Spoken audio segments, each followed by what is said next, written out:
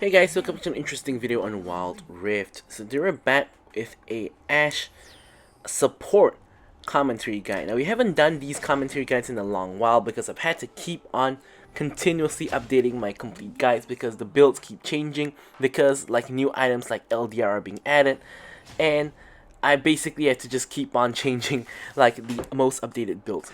But anyways, Ashe support in my opinion is one of the best supports, and I've actually covered in depth her build and her runes as well as her playstyle in a Ashe supplementary guide that I made, and I will link that up in the cards for you guys to refer to. Now, of course, we will be talking about that briefly here as well, but we're not going to go so in depth. So here, the first thing we're going to talk about briefly as it is happening live is what I'm doing in the game, which is, you guys can see that we have Ashe Ezreal lane, which is a very poke harassy lane. Like, take a look at Nautilus's health. We've basically poked him down to like no health, whereas both of us are nearly at full health. And Tristana at low levels, like before level 5, she has basically no range, so I can basically just walk up and attack her or zone away from minions. Like you see there, I just walk up and I attack her. Now Nautilus actually back, so Ezreal actually went in, and on hindsight I should have been there with him to actually help to slow Tristana down, but I wasn't because I didn't realize Nautilus had backed, but in hindsight that's what I should have done. Here Nautilus gets the hook on me, but it honestly doesn't matter too much. What does matter though is Aatrox is coming in, I get exhausted, I flash away, but Aatrox uses his flash to follow, and I do get first blooded. Now, this is just a little bit of an unfortunate situation that Aatrox was here. Of course, it is my fault that I got ganked and I didn't notice, but honestly, when I got hooked by Nautilus, I wasn't too worried because I know that the Tristana doesn't really have a whole ton of damage, especially when Ezreal still has exhaust, which he didn't even end up using because the bomb wasn't on him. Being a little bit selfish there, but nice arcane shift by him to actually get away from the Nautilus hook. That is the CC cancel trick on Ezreal. If you guys didn't know, Ezreal, if you time your arcane shift correctly, when CC hits you, it will actually cancel that CC. So anyways, let's start talking a little bit about why Ashe support is so good. Now, first up, of course, we can see over here is the poke in lane and the poke in game. So she's a very strong like poke champion, especially in higher elos, like when there is a very strong neutral game where both teams are just hovering around objectives and no one is committing to the objective or committing to the fight. Poke champions like Ezreal and Ashe do become really good because they can basically just go around poking people. Another thing you can do is something like this. With your long range, you can cancel people's recalls when they're under the tower, like so. Of course, here I'm not doing it because I don't have my W up, but Nautilus cancels his own recall anyway out of fear that I'm going to do it for him anyways. So it basically works out the same. So it ends up being that we have a very dominant lane here with Ezreal and Ashe. Obviously, this is mainly because we are a double poke lane versus a all-in lane with Tristana and Nautilus, which I did, of course, cover how the lane works. So here is the next thing I want to point out there. Did you see what I did there? I basically sent down my hawk shot down through the jungle to check if anyone is coming. Now obviously we can see that we have wards throughout the river, so if anyone's coming down from there we can see, so no point of shooting my hawk shot there. But I shot my hawk shot down behind the dragon pit, and because of that we actually spotted the Ahri coming up, and because we spotted the Ahri coming up, we both backed off. Now who would have known what would have happened if Ahri reached up there and we were still pushing tower? Maybe both me and Ezreal would have died and the game would, have become a whole lot harder. So that's another value of Ashe with the hawk shot. So first up we have her poke, second up we have her hawk shot, and we've just given a live demo of how her hawk shot is super effective. Next up we have her global arrow. So of course here we don't actually hit the global arrow snipe on Ahri. However, this is not really meant to snipe kills, it's meant to snipe champions who are out of position, or not necessarily even out of position. It could be just that they're in a position where our team can capitalize on a long stun. So the best way of using the arrow is cross map. Now you can use it point blank, like for example I can ult Tristana right here if I had it up, but it really isn't very effective because the stun duration is not very long. Of course having a stun is still really good, so you still should use it in close range if you need to. But the best way of using it is normally from the base as you're walking out, you can look for an arrow, or like when you're in lane and you see someone out of position, down in other lanes, you can, or should rather, I should say, you should use your arrow. So here again, I use the hawk shot. I spot Ahri again, and this time we're gonna back off again. Here Aatrox comes in. I flash out of all of the CC, briefly take the fruit, leaving some for Ezreal as well, and now we're gonna recall and get out of dodge. And I believe I can complete my Imperial Mandate here, which I do. I will discuss the build a little bit briefly later on, but so far not too much action. We're 0, 1, and 0 so far, not the best KDA in the world.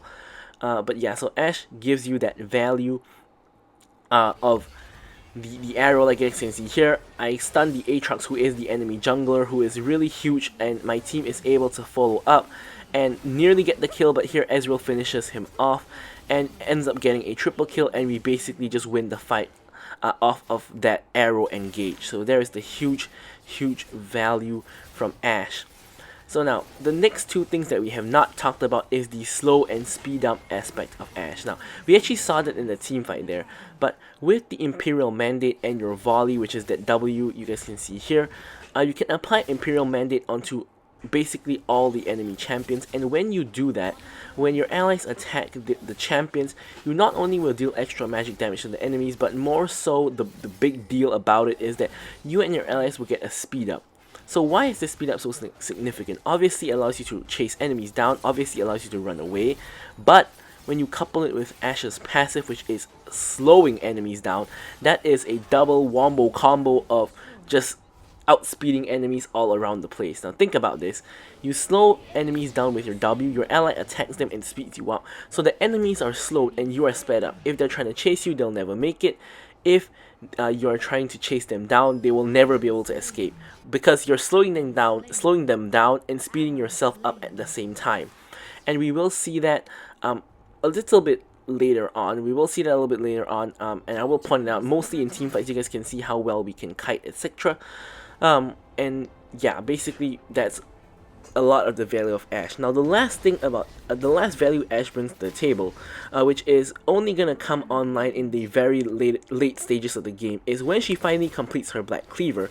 Her Q enhanced auto attack instantly shreds enemies. So here we're going for another cross map arrow. Here we're trying to help the Ezreal against the Nautilus, but we end up KSing him by accident. Now, obviously as a support, you should never KS pretty much any of your teammates, because the goal is probably least useful on you, so you should try to give them the kills as best you can. Now here I was trying to help the Ezreal because I saw he was low health and getting jumped on by the Nautilus, and I tried to help him by stunning the Nautilus, but he ended up actually getting Nautilus all the way down to like really low health, such that the arrow literally got the kill. A little bit unfortunate situation there, but hey, you know, at least he didn't die. So here again, we're just trying to stay at range and just trying to poke like that. We do decent amounts of damage despite not really building all that much actual damage items. Here Ahri actually tries to come in for the charm, but kind of just straight up whiffs the charm. Aatrox comes in with both the Herald as well as his Infernal Chains onto Malphite. Basically this tower cannot be defended anymore, so I'm backing off. Malphite unfortunately does get caught, and he does die for it. Here Yasuo is coming in. This is a Yasuo jungle, by the way, and he should have actually smited the Rift Herald, because smiting the Rift Herald would actually have prevented the charge, but he didn't do that, so the Rift Herald got another free charge. So here, take a look again. I'm going for the arrow. I'm trying to snipe down the Ahri, and boom, we get the Ahri, who isn't actually able to sidestep. Now again, unfortunately, Ezreal also goes for the snipe at the same time, but the arrow travels faster than the True Shot Barrage. So unfortunately, I end up inadvertently this time KSing the Ezreal again. I mean, technically last time was also inadvertent, but last time was a little bit more understandable. This time was just a little bit more unlucky. Alright, so anyways, here we're back trying to actually stack up our support item. So here is where we're briefly going to discuss Ashe's build. Now with Ashe, you always want to go for, of course, the Spectral Sickle, because Ashe is a poke style, not ADC, and she technically is an ADC, but she's a poke style support in this case. So you do want to get yourself that Spectral Sickle to poke people down with and get gold off of that. Now if you're really the timid kind of person that doesn't want to do anything, I would say get the Relic Shield, but what I would rather say is Ashe support isn't for you, because if you're not poking people down with your W, you're not playing Ashe support right. So there really is no reason to take Relic Shield on Ashe. You should always take Spectral Sickle. Now, obviously, it will eventually upgrade into I'm not even sure what the item name is called, but we just got that upgrade, which obviously gives you huge cooldown on your enchant when you get takedowns. But after Spectral Sickle, you want to, of course, get the Imperial Mandate. You want to rush the Imperial Mandate, because the Imperial Mandate is the main item that make Ashe support good. Of course, as I mentioned, it gives you that bonus movement speed, as well as, of course, giving your allies that bonus movement speed, which is the main value Ashe brings to the table. Now, after you get that, you want to get the tier, of course, because you have a lot of mana issues. And the tier is going to help you out a whole lot, which we have already just gotten. And then you generally always want to go for Maul Reminder, because in every match, basically, you will need Grievous.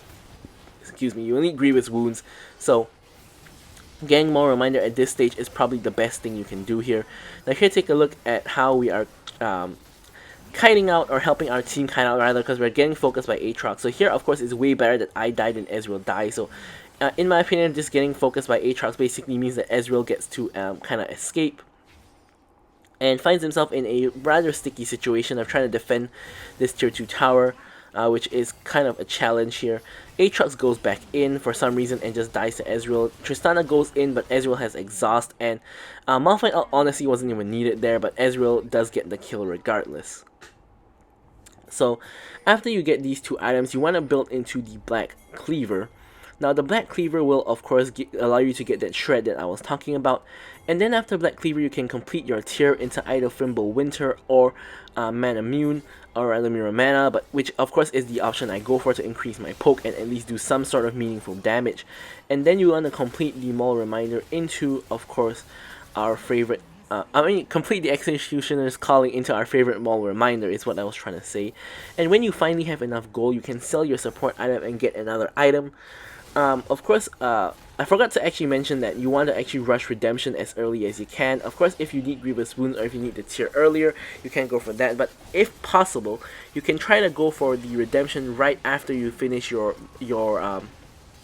Imperial Mandate. So here, you guys can see that I'm actually applying the slow onto everybody, and I'm actually also getting the speed up for me and Ezreal and everybody. Unfortunately, the Aatrox has bonus movement speed from his ultimate, which allows him to actually outspeed the slows and the speed up, and allows him to actually run us down, which is pretty unfortunate, because if that wasn't like a Riven or something, we would have like, even though Riven has like so many dashes, we would have actually gotten away from her.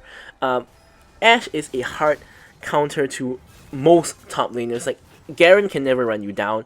Riven, Fiora, Camille, whoever else, basically almost every Baron laner cannot actually reach you. Aatrox is one of the few that actually can, and pretty much Ashe that is a hard counter to majority of melee champions, because they just get kited by Ashe so easily. Here I actually get the arrow onto the Aatrox, try to help the Yasuo a bit, but Yasuo does die anyways. If you guys notice, this game is basically a 2v8. We have a 2 and 7 Yasuo, we have a 3 and 5 Malphite, and a 1 and 3 Gwen. It's only really me and Ezreal who's really pulling the weight of the team. And if you look at my goal, I currently have more gold than the entire team except for Ezreal, who obviously is fed, which is a real concern for the team, because obviously if your support is the second most fed in your team, and not a damage support either, that's obviously going to be a huge issue. Alright, so for the runes, I actually take Font of Life, as you guys can see, because Font of Life actually gives you a whole lot of value throughout the match. Now, the alternative option is Airy for more poke, but if you want to be more supportive, Font of Life is the way to go. Now, obviously the heal is very minuscule, but over the course of the game, and proccing it on like your whole team together in team fights, can turn a fight, and it overall gives a lot of value throughout the game, and also allows you to proc your Ardent Censer as well as your Staff of Flowing Water if you do get those. And those are the items I tend to get if I sell my support item and I do have Font of Life. And yeah, so here pretty much you can see Ashe support just poking people down. Malphite goes in. I hit the arrow on Ahri off screen. Unfortunately, couldn't pan the camera fast enough, but I managed to thread the needle and hit the Ahri. And here my team is turning for the fight. Here Aatrox tries to turn for the fight, but here you guys can see I'm slowing him down and speeding us up at the same time. Here he tries to go back in, but because of the Imperial Mandate movement speed, doesn't quite manage to reach me. And I also didn't point out that I actually have the Black Cleaver already, so here I'm actually shredding people down as well. Unfortunately, Aatrox has the flash and he flashes over the wall. Here I'm trying to actually help my team out. Here I snipe down the Aatrox for the stun, and Malphite manages to finish the kill, which is the ideal scenario that I don't really get the kill. So here, unfortunately, I do get the kill on Garen. Kind of really unfortunate situation here. But here, this allows us to actually push down onto the inhibitor. And here, again, just poking them down. Nautilus hook goes in, but kind of hits the wall instead. He has to flash out. And here, I'm just continuously just poking him down. Here, good shred of armor by auto-attacking him once. That's all I really need. Arrow not even needed there. Here Ahri is flashing and dashing out of the way, and here you guys can see I get the slow onto the Ahri, and the Gwen manages to get one hit on the Ahri, which gives both of us the speed up, and because of that we can run down the Ahri, again showing the value of Ashe's speed ups and slows. And yeah, I think this match is a very prime example of why Ashe support is one of the best. Like, we got so many picks because of my arrow, and you know, we avoided so many deaths because of the speeds up and the slows, and also got some kills because of the speeds up and slows. Avoided a number of deaths, 2 deaths from Ahri in lane because of the hawk shot, which spotted her coming up on the roam. So the value of Ashe is just huge, and now we even have the shred. So here Garen's coming in, we get one attack in on him, that's going to shred him by a little. When we have the Q up, whoever we attack is going to get instantly shredded to the max stacks of Black Cleaver basically. And yeah, so Ezreal here ults to clear the wave. Here I'm just checking to see where enemies are. We have vision on all 5 of them basically, 3 mid, Tristana top, and Garen bot. So we kind of know where everyone is at the moment. The next dragon is spawning, and here I'm going to snipe down the Nautilus just to get a free kill, get a free pick before the match comes. Here Aatrox trying to run us down. Again, we're going to kite out using Ashe's slows and speed ups, and here Tristana actually ults us away. Malphite comes in with the bomb, and we want to stay away from him so that we don't you know, get damaged. We pick up the fruit, and here basically whole enemy team is dead aside from Tristana as well as Garen. Here we're gonna just redemption to heal us up a little bit. Here checking if Garen is hiding in that bush. He isn't, because he's actually pushing bot. Tristana is top, and this allows us to actually take the dragon. Yeah, so it's happy days for us. We do get ourselves the dragon, and I'm almost at full build actually. Of course, the Mana Mune and Mirror Mana will take some time. So here we can see flashing away and stunning the Garen to get away. So she also has some self-peel. If you get jumped on like this, you can actually escape, as I've just shown here. And yeah, the Mirror Mana is going to take some time to actually complete, because even though we got the tier pretty early in the match, tier stacks really slowly. So it's going to take some time for us to finally get up to getting the Mana Mune evolved into the Mirror Mana. And but that doesn't matter though, because Ashe, of course, is meant to be played more as a support. That's just the icing on the cake, giving you some poke if you have all your supportive capabilities already, which we do. We have the redemption with the support item, we have the Imperial Mandate, we have the Grievous Wounds, and we also have the Black Cleaver. So all of our supportive components are kind of completed, and now we can afford to go for a little bit of damage. So here, we're just trying to shred whoever we can. We're shredding the Nautilus, shredding the Aatrox. You guys can see Nautilus is now taking a ton of damage because of how he's lost all his armor. Here we're just trying to slow people down. We stop the Tristana cold in her tracks. And Gwen's trying to chase down the Aatrox. I was initially trying to help her out. However, realized that we're not going to get away from that Aatrox. So here I'm actually pinging for Baron. And Baron is actually our best move here. Even though we don't have our jungler, they do. If he comes, we can just turn on him and kill him. If they don't, we just get Baron for free. But my most fed member, Ezreal, is pushing down the base, literally. So here I'm going to have to rotate over to help him out. Here I send the arrow to stun down the Aatrox. And here, again, you can see with the movement speed, we can easily just kite out the Aatrox. And Ezreal actually gets both kills. I give him the redemption as well to heal him back up. And, you know, he also has healing from the Blade of the Rune King. And he's basically back to full health. Here, we both get ulted by the Nautilus. Nautilus can't do really very much though. All our waves are pushing in, and at this point, we're just going to try to end the game without actually taking the Baron at all, which is pretty risky, honestly. Here I get arrow on Ahri, but no one is really there to follow up very much. Gwen eventually does land a couple of the needleworks onto the Ahri, but Ahri does not die, unfortunately. So here we're finally backing off, retreating, and going to fall back onto the Baron, perhaps. So here Yasuo's on the Baron, Ezreal's on the Baron. We have a lot of damage to shred this Baron quick, and that's exactly what we're doing here. We're just quickly going to just shred down the Baron. Of course, warding over the wall to check enemies are not actually coming to stop us. So we do get ourselves the Baron, and we are going to recall and finish up our Moral Reminder. So now, finally, you can see we're actually full build. We also have the Manamune evolved into the Mirror Mana at this point. So we're basically full build. Only thing else we can do is to sell support item for another, Iron Sensor or Staff of Flowing Water, something like that. We're going to send the arrow down. I was actually initially planning to hit Tristana, but I ended up hitting Ahri instead, which is, just as good. My team manages to finish off the Ahri off of the arrow. And basically here, we're just going to win the fight, and pretty much we're just going to win the game off of this. Look at all the super minions piling in. Even if we all die for some reason, the minions are going to end the game for us anyway, so it's basically a win at this point in time. And you guys can see the power of Ashe support. Now, obviously you guys can see from the thumbnail, we are better than 100% of Ashe in this game. And we're going to leave you guys with the stats as usual. Thank you guys so much for watching the video, and goodbye.